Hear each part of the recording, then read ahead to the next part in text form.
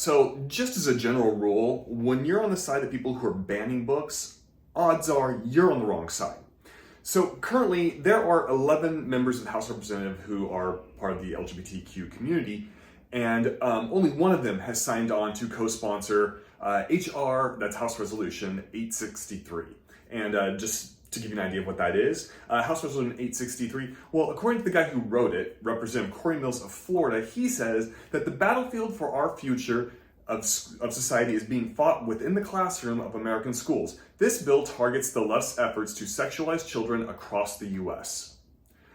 Now, as you may have guessed, the one and only LGBT member of the Republican Party who has supported this bill is Qatar Ravichet, aka Anthony DeVolder, better known as George Santos, the only gay Republican in Congress. Okay, so I want to talk about this notion of sexualizing children because that's what's being used at the state level to try and ban content that might be considered a positive portrayal of anyone in the queer community. And really what this is all about is they want to make us just disappear completely. See, conservatives believe that teaching that men can like men, women can like women, or that some people are born in bodies that don't necessarily match their gender identity, they consider that the sexualization.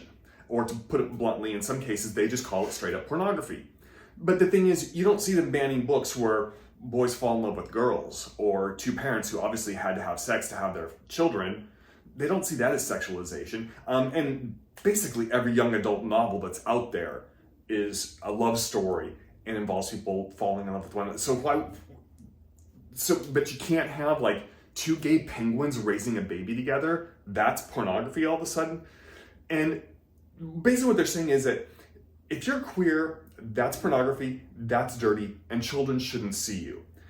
But you can't reduce our lives to just that because we're not all about sex. This is about being happy, accepting yourself, and being your true self.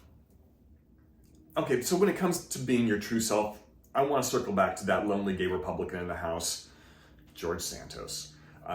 It's like he's signing on to this to seek the approval of the rest of his party. And in a way, it kind of makes sense because just think how different George Santos's life would have been if he felt like he could have been his authentic self. You know, if he had a book that showed him that it wasn't dirty, a dirty little secret or something to be ashamed of. You know, he may have had a very successful career as drag queen Qatar Ravichet. He might have been happy and wouldn't have had to lie about every aspect of his life just to get a job in Congress.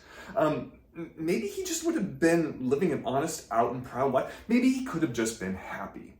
And see, that's the thing is, that's all we want to do. We just want to be happy. And we want queer kids to be happy. We want them to grow up knowing that they can be happy and live healthy lives.